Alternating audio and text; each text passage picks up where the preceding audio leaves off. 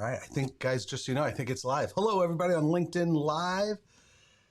And we are starting an unannounced webinar live. So thank you for joining us. We're going to get started here right now. Let's get this started, going live.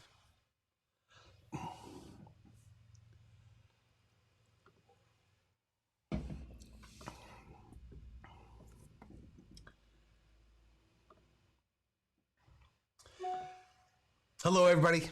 Welcome, and thank you for joining us here for our 6th Obliterate False Narratives live webinar coming out of the We Supply America tour. Thank you so much for joining us on Zoom. Thank you for joining us and registering for the webinars. Also, with this last one, we are attempting an experiment, as they say, experiment without fear. And we are experimenting without announcement, going live on LinkedIn as well. So if you're joining us live on LinkedIn as well, please say hello in the chat there. Those of you joining us on Zoom, again, thank you so much for joining us. Say hello in the chat, and I'm going to be trying to monitor it all and saying hello to everybody as you're coming in. So welcome, welcome, welcome. Let me get started by setting the stage with what we are doing here. I'm Dirk Beveridge, founder of Unleash WD and the executive producer of We Supply America, and welcome to this 6th live webinar on obliterating false narratives throughout distribution. Today, we are going to obliterate the false narrative that soft skills are soft. I believe soft skills are anything but soft, but I think we need to talk about it, and that's why I'm glad we're here today. Today is made possible by our sponsors and our partners Infor and SlimStock. Thank you both. We couldn't do it without you. Infor, we could not do We Supply America without Infor last year and this year, and thank you so much, Infor. With their simplified ERP and warehouse management solutions, Infor have distribution functionality built in, which empowers you to drive transformation, differentiate your services, and build your reputation. Thanks for everything you do for us and distribution Infor. Again, we couldn't do what we do without you. Thanks. SlimStock, thank you for partnering with us on this series of obliterating false narratives. SlimStock is a platform that allows you to compete with a winning supply chain. SlimStock helps thousands of supply chain professionals with actionable inventory insight, ongoing development, and industry best practices. So again, thank you. Now, today I'm going to be joined by 3 wickedly smart individuals on this topic of obliterating soft skills are soft. We first got Jessica Dunyan, who's the Director of Go-to-Market Strategy for Infor People Solutions. We got Mark Chagrin, who is the Chief Operating Officer with Bender, and Jeff Steinecker is back again to join us from SlimStock, and I'll bring them in each individually. So again, welcome, everybody. And let me see who's coming in. I see some people coming in. Ted Stark, good to see you. Kristen, Kip, great to see you. Bethany, great to see you. Live on LinkedIn, we've got Brooke and Tim and Will. Thank you guys for coming in, and let's get to it. So these false narratives have come to me as a result of having the opportunity to travel this country on the We Supply America tour. Most of you here recognize and are part of this We Supply America tour, where we are absolutely going across the country to champion the noble calling of distribution. Last year was 97 days, 16,600 miles, 35 states, 34 different companies that we had a chance to go into. This year, we are 34 days into it. I'm home in my office because I had to get oil changed in the RV. But let me just give you a flavor for what's going on. One of our stops was in Monroe Township, New Jersey, at a great distributor by the name of L&R Distributors. They had a video crew to put together a behind-the-scenes video of what We Supply America is all about. Let me just share that with you.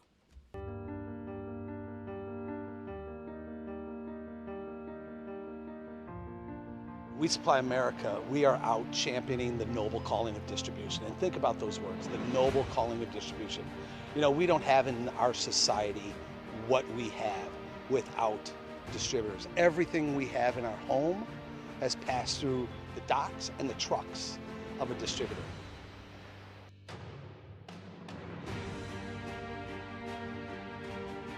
You think about the cosmetics, you think about the other slow-moving goods in drugstores like pens and pads of paper and art goods and games. On the surface, you might just say it's just a pen or a paper or an art good. But think about how that's used in a home. It brings family together. It brings mother and daughter, son and daughter together to interact and live. And I find that to be very, very noble.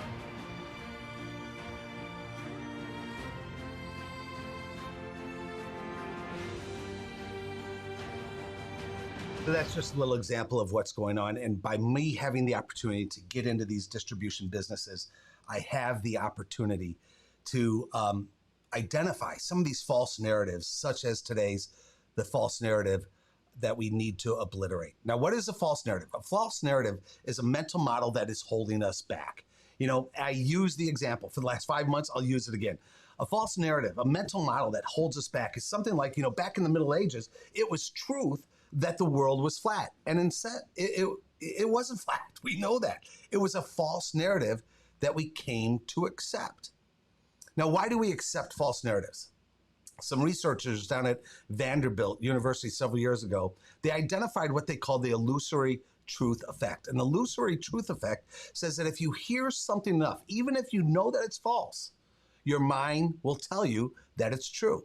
So over the last 5 months, we've worked to obliterate 5 false narratives that we saw as we walked distribution businesses during last year's We Supply America tour.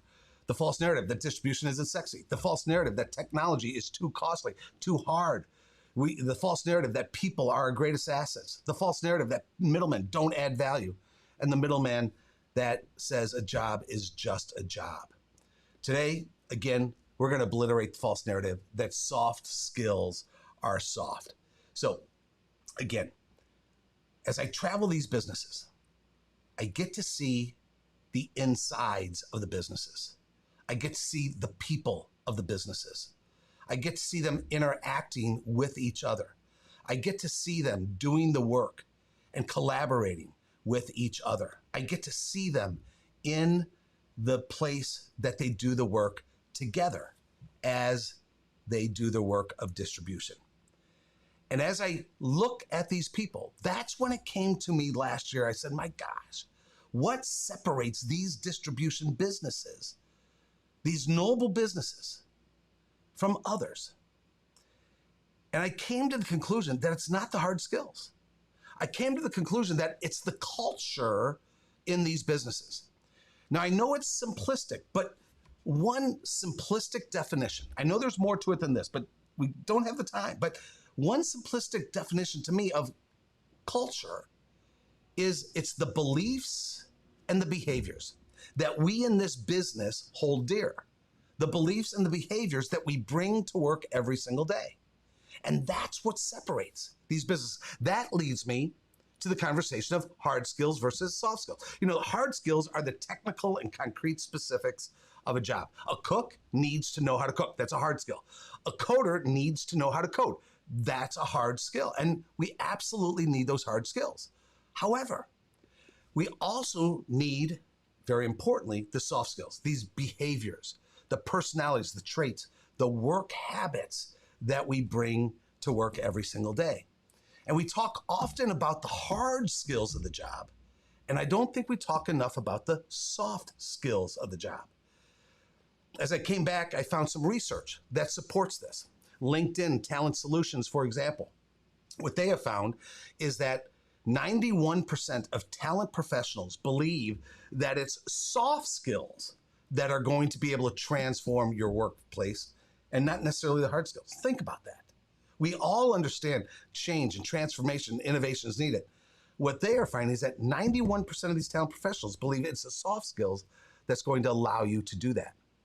In that same study, they found that look at this one. This one blows me away. 89% of the time, when a hire doesn't work out, they find out that it usually comes down to soft skills.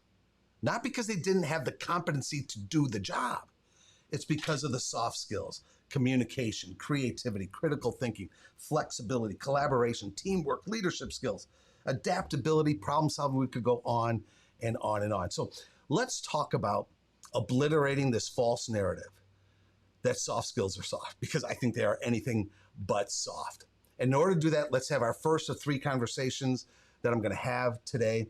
And that first one, I'd love to bring in my good friend Jessica Dunyan, who is the go-to-market strategist with Infor People Solutions. Jessica, welcome, welcome, welcome, and thank you for joining us. Thank you for having me here today, Dirk. It's a pleasure to be with you. Well, this is the second time. And man, the first time we had so much fun, I said, my God, we got to end this series with you as well. So thanks. So I appreciate it. Yeah, Jessica, would you mind just introducing yourself to us real quick, and then Infor People Solutions? Because Infor People Solutions, I think we got to talk about it a lot more, quite frankly, because I love what you all do.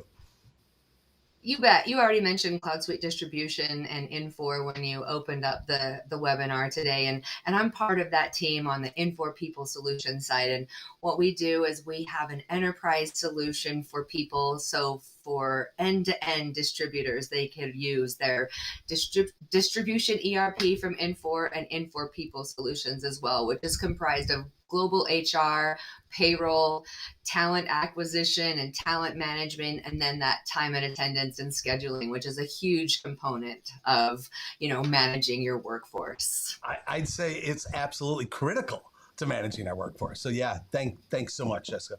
So I know this whole people and talent is super personal to you, and you're passionate about it. When you hear that we have to obliterate this thinking that soft skills are soft, I assume you agree with that. Why would you agree with that statement? And then I'd love to hear about your thoughts on, can we train to soft skills? Yeah, so when soft skills are soft in that, those are kind of the things that we expect people to come to the table with. Yep. We expect people to come to the table with the ability to solve problems, with the ability to communicate, with the ability to be a team player.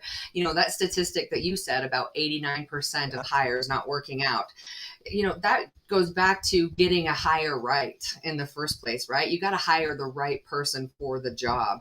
And think about a person that you've worked with. I think we all know somebody that wasn't a team player, who didn't communicate well, who didn't take ownership or show any leadership or accountability for their work or the effect that their actions had on others. Yeah.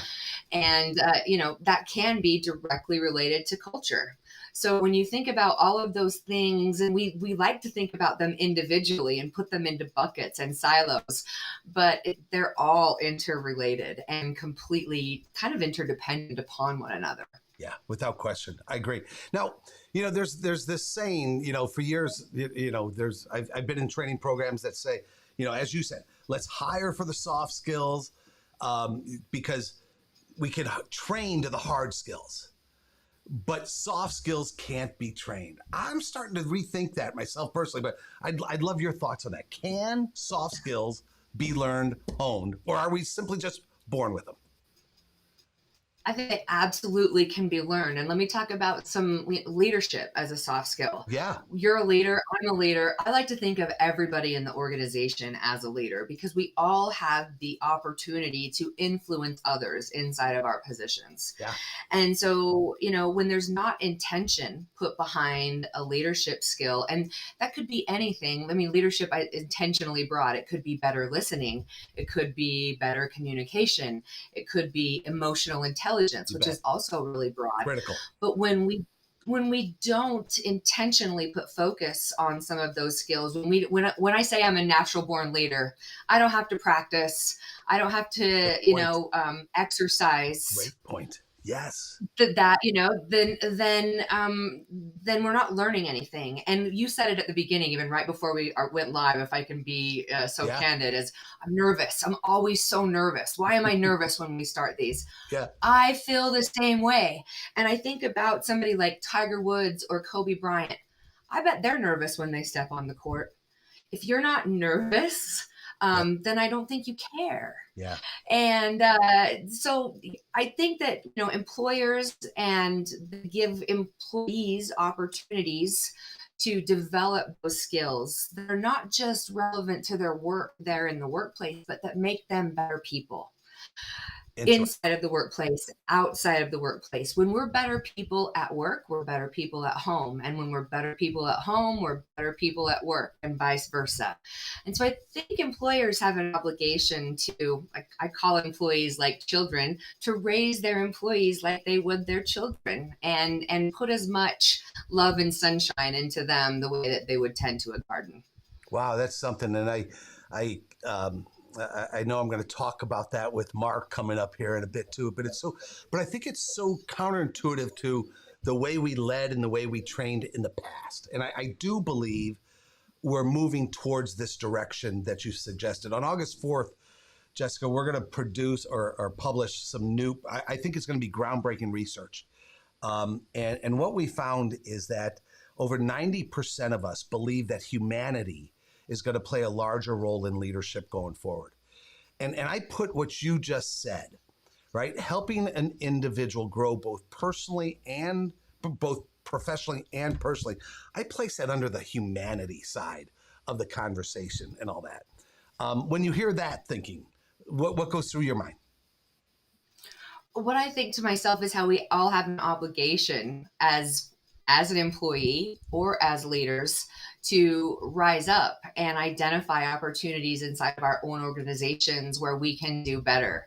I think one thing that you and I talked a little bit about before the call is group projects. Yes. We spend our whole lives and our formative years on individual achievements and, earning the right grades and fixing things that are broken inside of ourselves, rather than identifying what works really well within us, without having places to experiment and role play Yeah. and see what happens inside of a safe type of an environment. I think there should be more group projects. Life, especially work, is one big group project. In distribution, you can't put anything on the truck if you don't have products to put on the truck, and the truck doesn't get to where it's going without a driver, and that's all one great big group project. So I think if everybody realizes what they bring to the table, and that my strengths might not be your strengths, I'm going to be the leader, you're going to be the time manager. That's just an example. Yeah. Because maybe I'm poor at time management, but how do we identify those and leverage them, and then call them out and help others around us succeed by using our strengths? You betcha. Thank you. I appreciate that. So using our strengths in that one big collaborative way and the like, and tie that into what you also talked about just a bit ago in terms of the opportunity we have as leaders to help individuals grow,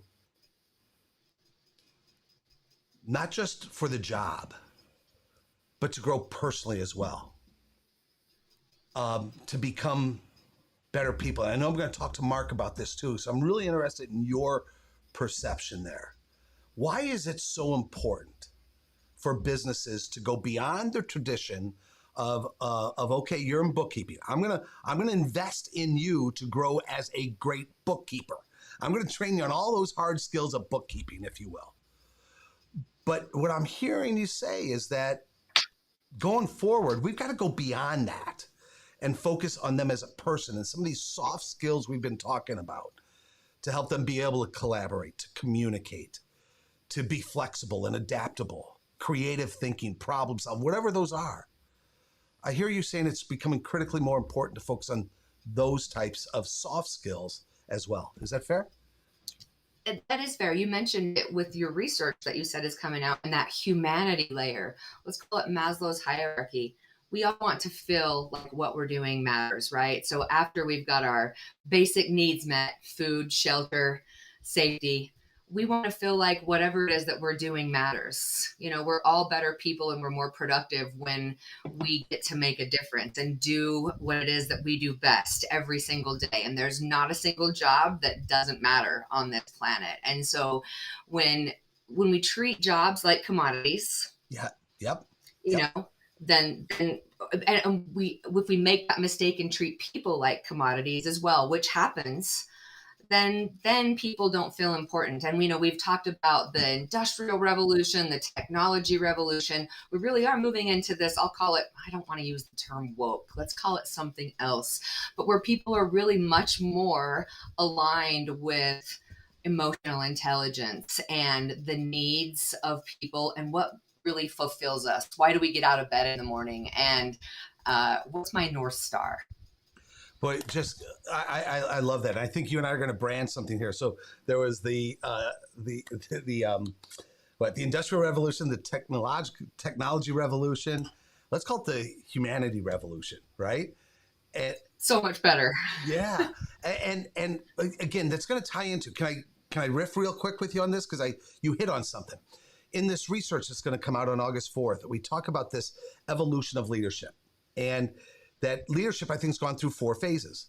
Back in the day, it was controlling. I was taught, my father was taught to control through legislation and fear and all that. That then evolved to what I'll call managing. We got to manage for the day-to-day. We got to look for that incremental, put in place processes. That then led to number 3, which is leadership, where you have vision and you have strategy and you work towards that ultimate goal, that BHAG of your business.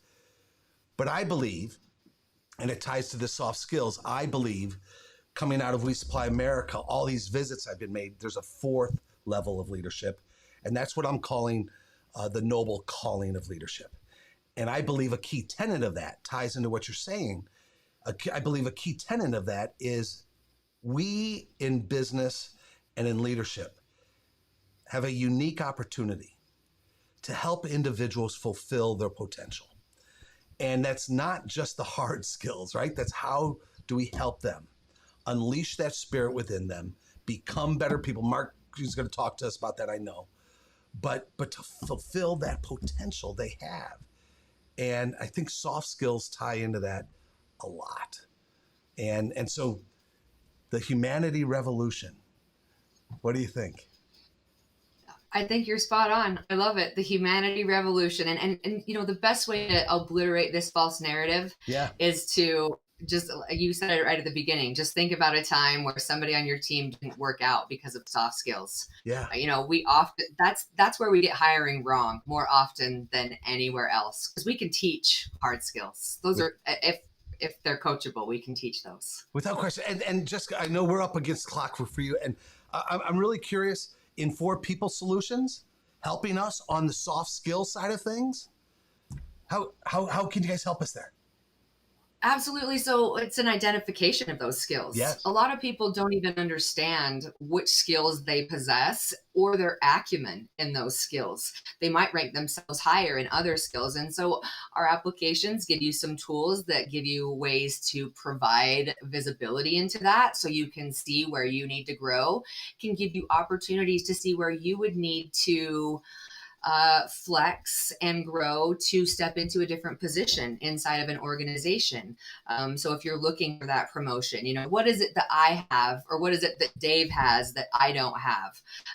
And so you can take those traits and those skills and build those into your performance and your goals and, whatever your organization's call it, talent management program, you can build those in. It's custom configurable, call it configurable, so that everybody can kind of see where they're at, see what skills they are. And then from a management perspective, you can see from a high level what kind of skills you have on your team. Because as we move towards the future, we're going to be hiring much more for skills than we are for jobs. Interesting. So good. Jessica, thank you so very, very much. I appreciate it. We can continue this on. I know we're going to continue it on other opportunities. I know you've got another meeting. Thanks for fitting this in. It means a lot to me, and it means a lot to all of us. Let's continue to work together to obliterate this false narrative that soft skills are soft. Thanks for having me. A lot of fun, Dirk. It always is, Jessica. Be well, okay? Thanks so very much for joining us. Every time I am with Jessica, I continue to learn, and we just expanded this thinking, right, about the next revolution in business, and I really appreciate that. Maybe you're going to see some writing, some thinking, some research, some videos on this, the humanity revolution. So thanks, Jessica. I really do appreciate that. So if you don't mind, let's move forward now with an amazing individual, Mark Chagrin, who is the Chief Operating Officer of Bender up in Connecticut. And I met Mark on the We Supply America tour for the first time last year. And on July 5th this year, I had a chance to visit their Waterbury branch. Last year, I was in New Haven. This year, Waterbury, Connecticut. And what a great time I had with Mark and his team up in Waterbury. Here's a picture of Elizabeth, who is the showroom receptionist and just an amazing spirit, amazing human being. Her smile is so bright. She talked to me at length about her grandmother, and how her grandmother instilled optimism and faith and family. And she's brought all that to Bender, and it just shines through. I mean, those are soft skills, and I had the chance to see how the hard skills are done out in the warehouse. And like, and oh, look at this! You're going to meet Mark here, and Mark was even during the stop of the We Supply America tour. They had a dunk tank, and some employees and his grandson and others had a chance to dunk Mark into the cold tank. Again, just a lot of fun that we had there. And maybe one of the highlights is when I got to meet Mark's grandson. And one of the things I love to do is, Mark, one of the things I love to do. There's Mark. Hello, Mark. How are you, buddy? How are you, Dirk? Thank you so much. Thank you for joining Great us. to And see you. Great yeah, to see good you. seeing you. But I gotta tell you, it's also great seeing your grandson again, because I absolutely loved meeting your grandson and your daughter. And um, I have in the RV in the freezer um, hundreds of ices, because whenever I love to put a smile on kids' faces. And the three of us had a chance to go in there and have an icy together, and it was a great time. So, Mark, good to see you again. Thanks for welcoming me to your branches on the We Supply America tour, and thanks for joining us here. Thank you. I'm honored to be here. Yeah, no doubt. So, Mark, will you just tell everybody about Bender, if you don't mind, and your role as COO? Yeah, so Bender is a Connecticut-based distribution for plumbing and heating.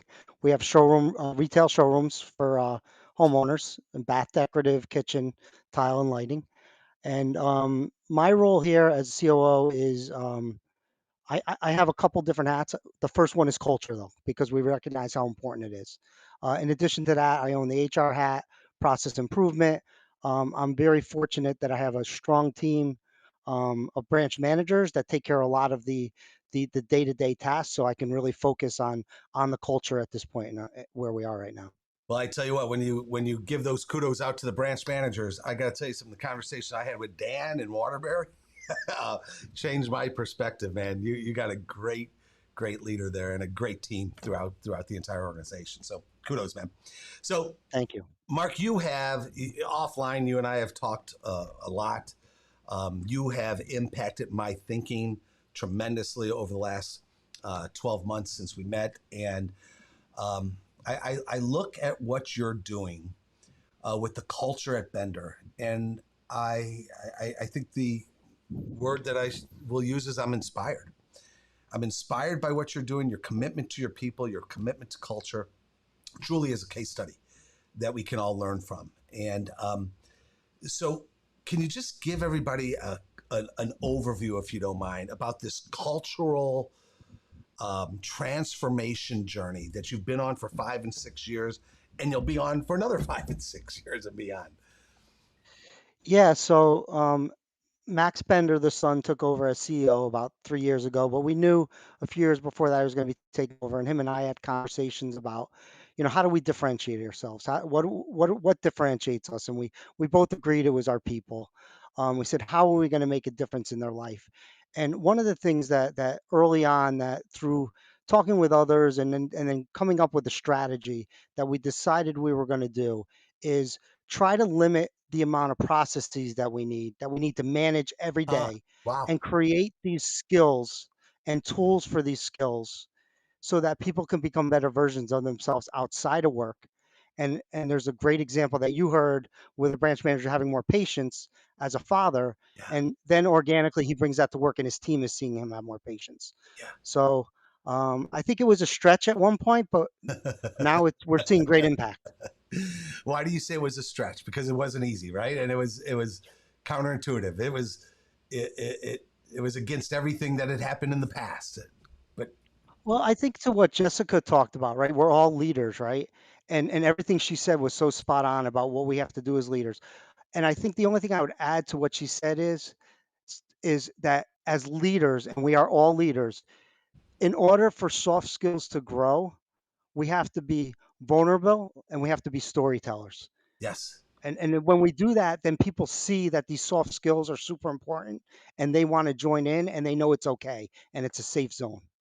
Yeah, I love it. So talk to me about soft skills, you know, and when we say we have to obliterate this narrative that soft skills are soft, all right, why do you agree with that thinking, Mark? Um, I can share a story that would Please. help with that. So one of the things that I'm working on uh, as a team with the branch managers is to set a stage of openness. And so um, what I used to do is ask questions. Is I used to phrase things like this. Well, you can trust me, and da da da, right? And that's a leading question. Now, when we meet every other week, I ask them, "What have I done in the last 2 weeks that has that you haven't been able to trust me?" And so the one Wow. of the stories I have is a branch manager. It was actually Dan came to me and said, "Mark, he's new. He's only 10 months in.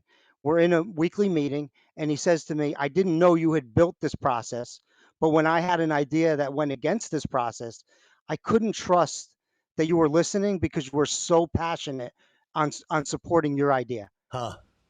And I said, wow, thank you for that. And I think the fact that we're building, trying to build the best stage we can to be open and honest allows us to want to be better versions of ourselves. Yeah. I love this commitment to be better versions of ourselves. I mean that I don't think I'm overstating it. That that's what drives you personally. Is that fair, Mark? To help your people become Yeah. better versions. Yeah. Yeah, it's so funny you say that, right? So like in my 20s and 30s, I always felt like when I leave Bender, they're going to fail. And now I want my legacy to be that they're better without me. Yeah. And so in order to do that, I need to hire people that are smarter than me. I have to let them do their job. I have to not micromanage and I have to develop them and Dirk, one of the things that I have been able to bring to the table is this ability to coach people with soft skills. Yes. So, and I know one of the ways that you coach people with soft skills is, I believe it's brilliant. It's something you do every Friday with your team, and they're called purpose meetings. Could you share the story of purpose meetings with our listeners? Yeah, it's actually kind of a funny story because when they first started, they were awful, right? They were god awful. They were basically Mark up there talking for 45 minutes. Yeah. We now, I'll tell you what they look like now because they're much better. So we have a great team. They're volunteer, so we don't force anybody, but we get our CEO to a driver sitting in the same one. So I think what makes it really unique is Cool. um, that it doesn't stop at management. Anybody can sit in at any point. There's two of them. We go through the same subject matters. You actually sat in one week. And so what I would say is what's so powerful about it is we're working on soft skills. And we do a quick synopsis of what it looks like, what's a soft skill we're working on. And then we go into breakout rooms and and somebody else is always a breakout leader and they come back and they give little nuggets of what they learned. So just to give you an example, like tomorrow, it's so funny because tomorrow's subject matter is how deep listening can help carefrontation. Say that again. You broke And up. and How deep listening? how deep listening can help carefrontation. Got it. Carefrontation. Carefrontation. That So we've defined at Benders the definition between uh, carefrontation and confrontation. confrontation. Exactly. So So we're tell all me about aligned with the definition. We understand. so tell me about carefrontation because I don't think many of us have used that term. So carefrontation for us is having somebody's blind spot, bringing it up to improve the situation and not prove something negative. Cool. So okay, let's role play here, Mark, if you don't mind. Absolutely. You know me. I'll show some vulnerability here. Um, off the spot, coach me with carefrontation. Is there what do I say? An area that I should be aware of um, that you could coach me on? So, yeah, I mean, it's very interesting you asked that question. And so, the first thing is we talk about how all these tools are only good if you want to use them. If you say they're not going to work, they're not going to Not work, going to right? work. So this would be my advice. Um, First and foremost, I don't have all the answers, nor will I ever have all the answers. So my advice would be get together with a group of people to talk about carefrontation and get their advice. That's my first advice. Thank you. But what I have learned with talking to the team is this: if you're in a conversation with a group of people, let's take a water cooler, right? We're Yeah. around the water cooler, we just got out of a meeting and you're talking about it. And you recognize it's not going anywhere to improve the situation and it's just gossip. Yeah. Let's stop it. Let's step in and stop it and say, hey, I get we're all frustrated, but let's move this in the direction of being carefrontation. Love it. Love it. Are you saying I'm a gossiper? I am saying that. Well, this is what I will say. My grandson was petrified to talk to you, and a, you gave him an ice pop, and then you were his best friend. I love it. So that's what I will say. All right, thank you, thank you. So carefrontation, I love it. That's a soft skill, right? That you intentionally talk about and build and coach in yourself, in me, and others, so that we can become better versions of ourselves. And it's not.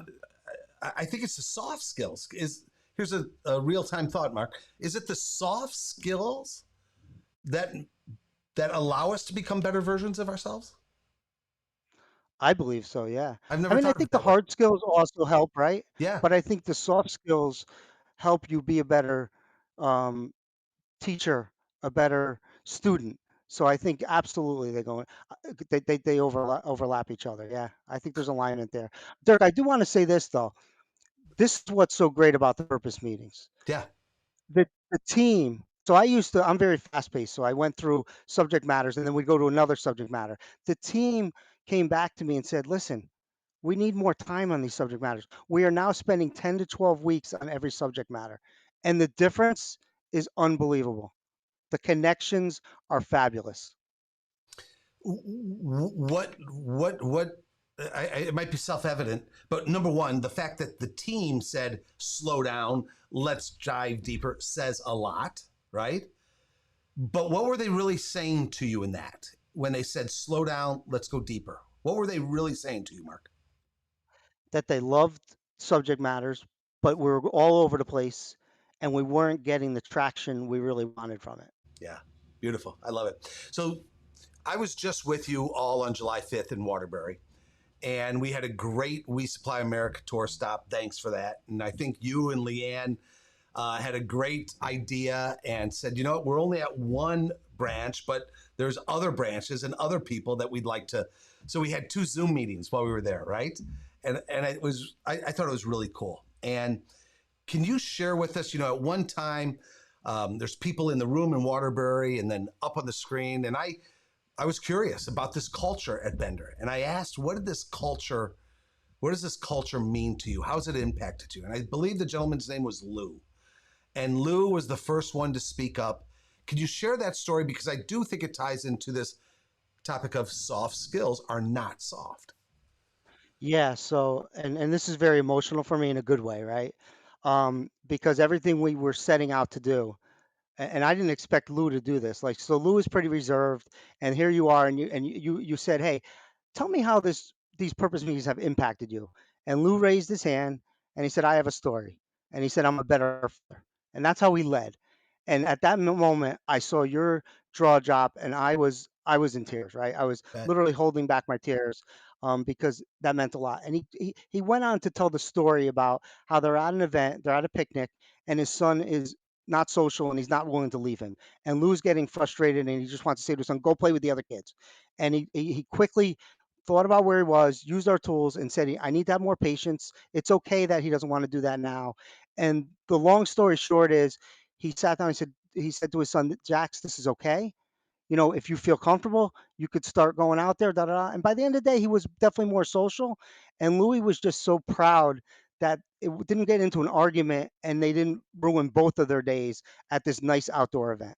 yeah, a soft skill that he learned from these purpose meetings, right? A soft skill that he learned from the culture of Bender that he was able to bring into his life to make that day for him as a father and that day for his son to be one of bonding and connection, rather than the alternative. And Dirk, I mean, in knowing that he's doing that at home, the team is now getting more patience, and our customers are getting more patience from Lou because he's doing it all the time, right? If you just do it at work, you have to be reminded every day to do it at work. But when you bring something home, this is my belief, right? When you bring something home and you do it all the time, you're going to bring it to work. And I Yeah, think that's what's so beautiful about it. it is beautiful, Mark. I appreciate that. Thank you for sharing. And one last one, if you don't mind, as that conversation went on, again, I'm asking, what does the culture mean? And somebody used the word real, right? Somebody said that, and that stopped me in my tracks as well. Can you share with us if you remember that interaction, Mark?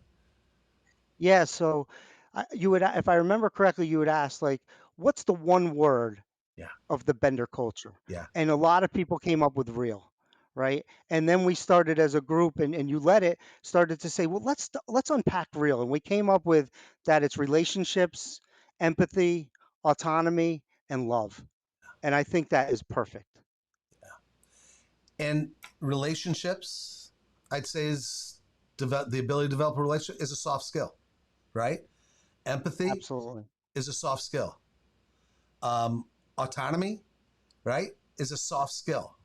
Love, I don't know, is that a soft skill as well? Maybe it is. And so, it really drove home to me. It reinforced this thought that we need as leaders to ensure that that we're prioritizing soft skills to the degree that you are at Bender. And I think you're a bright light for us, Mark, in terms of A, prioritizing it, B, the why behind it, because it'll help us become better versions of ourselves. That means it's going to impact my life at home and then in the workplace. And then the how you go about doing it through the purpose meetings and everything else that you do. I think it's just fantastic, Mark. Thanks for Thank you. what you Thank do, you. and thanks for sharing with us, bud. Yeah, thank you. This is awesome to be here today. Yeah. I do have one shout out for Bethany though. Okay. The color of the shirts, we are Oh, getting so much positive feedback. yeah. They're awesome. So everybody loves the shirts. We get compliments when we're wearing them from others. So great job on the shirts this year. I love it. Yeah, people do love it. And thank you for that shout out to Bethany. It's great. She's done an amazing job with the shirts and everything else. So, Mark, thank you so very much. Say hello to the entire Bender team. All right. And Will do. I can't wait to talk again. All right. Thanks, Thanks, sir. buddy. Thanks. Be well, my friend. Bye bye. Just an amazing case study. I met Mark because of the We Supply America tour last year. I was with him on July 5th last year, the We Supply America tour, and it just so happened we were back at Bender on July 5th this year. And just an amazing case study. And he's impacted my thinking in terms of culture, humanity, leadership, and yes, soft skills are not soft. I think between him and Jessica, man, they knocked it out of the park. But we are going to drive it home right now with my third guest, Mr. Jeff Steneker, who is a strategic account executive with Slim Stock. Hello, Jeff. How are you, my friend? I'm good, Dirk. It's a tough act to follow, those two. I tell you what, right? It's so. Let me ask you, what's going through your mind? I'm going to ask you to introduce yourself and Slim Stock and all that. But before you do that, Sure. what's going through your mind when you say they're a hard act to follow? Well, I just like what you said about the real aspect of things. That analogy makes a whole lot of sense to me. But as I look at it from a software vendor Yeah, perspective, my whole thing is, we continually train our users to do better at their jobs. yeah, Okay. Now, whether it's a soft skill or a hard skill, I don't really care. yeah, But bottom line is they're improving their performance. They're improving their company's performance on behalf of the company. The whole company's thriving because of their improvements and their performance. yeah, Okay. yeah, By having tools and understanding how these tools can change the nature of their jobs and make it more fun. yeah, yeah. That's I don't. I'm on my soapbox, but No, but get on that. Stay on that soapbox because having more fun in work as you're producing, as you're working with others, collaborating in a team environment, I think is critically important. And so absolutely. Um, in fact, I'm going to ask you about fun, but I'll tell you a quick story, and I'm not proud of this. 20 years ago, I immigrated somebody and his family from South Africa to come to work for our organization. And unfortunately, it didn't end up well, not probably because of how I led. And I remember one day having a conversation with Sean in my office, and I'm frustrated, I'm under pressure, all of that. And he says, "But Dirk, what about the fun in the business?" And you know what I said to him, Jeff? I said, "Fun? What? This is work, man. There's no fun here. We got to make this happen." And hopefully I've come a long way from that point in time. But you bring that back to me. So tell me about the importance of fun and how what you guys do help us have that fun. Yeah, I just see it as fun as part of the investment the employer is making in the employee when they allow them to have a tool like SlimStock to enhance their performance. And we found out a long time ago, Dirk, that only 20% of the distribution companies in the world have formal, educated people running their distribution aspects of their supply chain. Okay. Wow. That's a big hole. Yes. Okay. So what we've done as a company is not only do we train you how to use the applications that we sell you, but we also take it to the next step and start training you. We have an academy that we actually, once you're a customer, you go for free. You can get all kinds of APICS type classes or American Supply Chain Management type classes, as well as detailed classes on how to use our software to improve your understanding of how to do your job. But what it does is it gets rid of the commodity aspect of that employee and makes them a strategic weapon, okay, to the Wow. business. Wow. Talk about putting a pat on my back, man. Yeah, Yeah. it, it's huge how this happens. And once the company sees the value that these individuals are bringing to the team, they're rockets. Their careers just take off. Boy, that's beautiful. And what a great investment you all make in your customers' employees to allow them to develop those capabilities. I think it's fantastic. So, Jeff, Well, it's go like ahead. continuing education for accounting credits. Okay, you take the classes, you learn more about how to do it and how to do it better, Yeah, and learn how to use exception management instead of dealing with 20,000 SKUs in your inventory. You're only dealing with 10 or 1,500 of them. Okay. amazing. And Jeff, thank you so much, man. And we could go on, but we're up against the clock.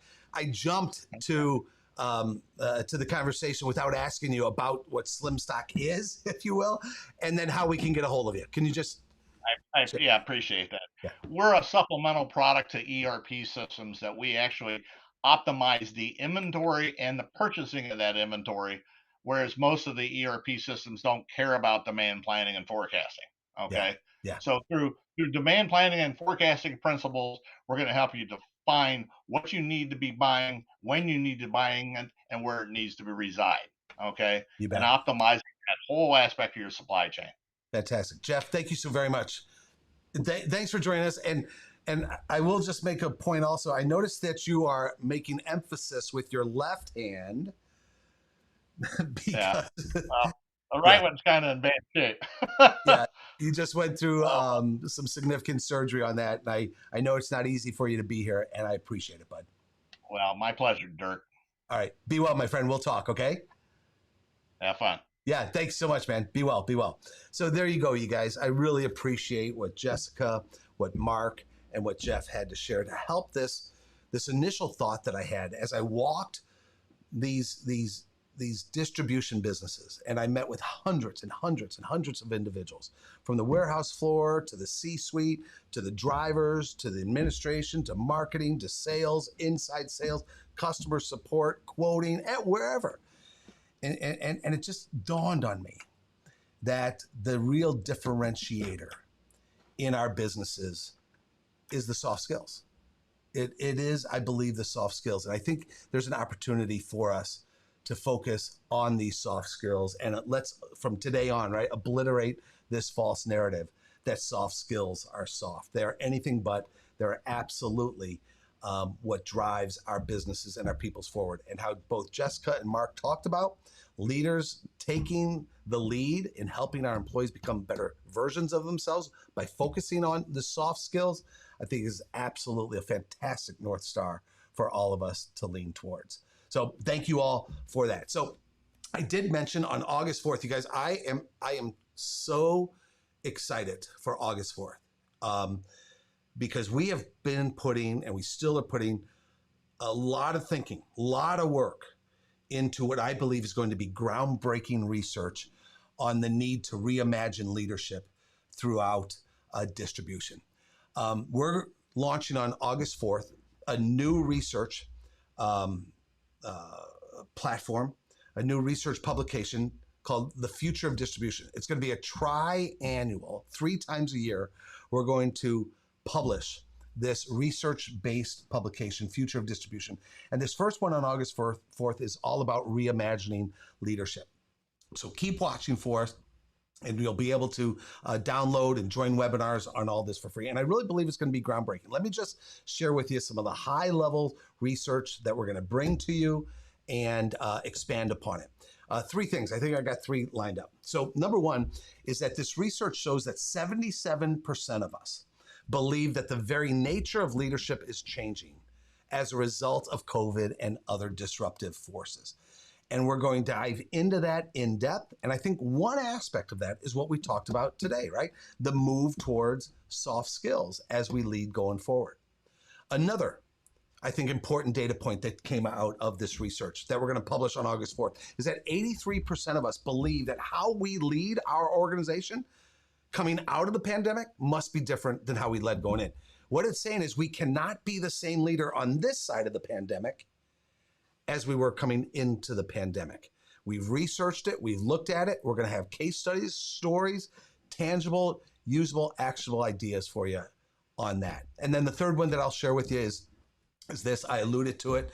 93% of us believe that the human element is going to play an important role in leadership going forward in a post-pandemic world. And I got to tell you, we're already thinking about and building upon the August 4th research for what we're going to be studying afterwards, which is going to be based on the people aspects of our business. And I really cannot wait for you to get the first issue of this Future of Distribution, which is going to be published on August 4th. So continue to watch that. You can continue to watch everything that we're doing at WeSupplyAmerica.net. You can see last year's 8 featured films. You're going to see 8 more featured films in our docuseries from this year that are going to be published there in September and October. All of our events, all of our resources, Future of Distribution is going to be downloaded from there and the like. So there you have it, everybody. Thank you so much for joining us. Those of you that are on Zoom, thanks for hanging in there. I see that you did hang in there, even though I realized I had the video setting wrong. You didn't see the slides and all that. You might have only seen me until about 20 minutes ago, but we've got the recording that we'll get to you. So thanks for hanging in there. Let me see. Are there any questions in chat? Let me go there real quick before we hang up, and or on LinkedIn, if I can even find that.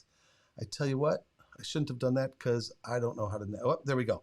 Hey, thank you all for being here. People are saying hello, good afternoon, great to see you. Grow your people, grow your business. I love that. Looking forward to the new research coming out next month. I cannot wait to get it out to you. So there you have it, everybody. Thanks for joining us. Thanks again to my guests, Jessica, Mark, and Jeff. You always move the conversation forward. Guys, thank you for following all 6 of the series of this Obliterate False Narratives Throughout Distribution. Thank you to SlimStock for partnering with us on this series. Thank you to Infor for partnering on this series and being the primary partner and sponsor on We Supply America. We could not be doing what we do without Infor. And I really encourage all of you to reach out and talk to the great people at Infor and SlimStock, because just fantastic things can be done with their people and, yes, their technology. We'll see you out on the road, everybody. Thanks.